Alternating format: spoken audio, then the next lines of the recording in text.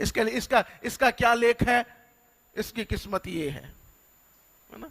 इसका क्या लेख है? ये तो ये बनेगा, ये तो वो बनेगा, इसका तो ये होगा, इसका तो वो होगा। वो सारा लेख हमारे ऊपर से मिटा डाला, हमारे अपराधों को क्षमा कर दिया, हमारे अपराधों में हमारे शरीर की मुर्दा अवस्था में से हमें जिला डाला, और लिखा है उसने उसे क्रूस पर कीलों से जड़कर हमारे सामने से हटा दिया।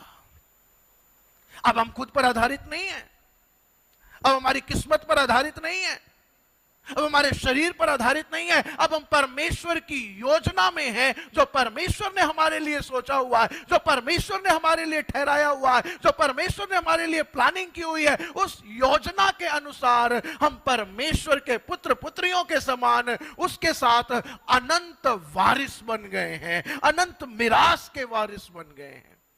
हालेलुया। शैतान क्या चाहता था हमें? शैतान चाहता था उसी मुर्दा अवस्था में हम रहें, उसी मृतक अवस्था में हम रहें।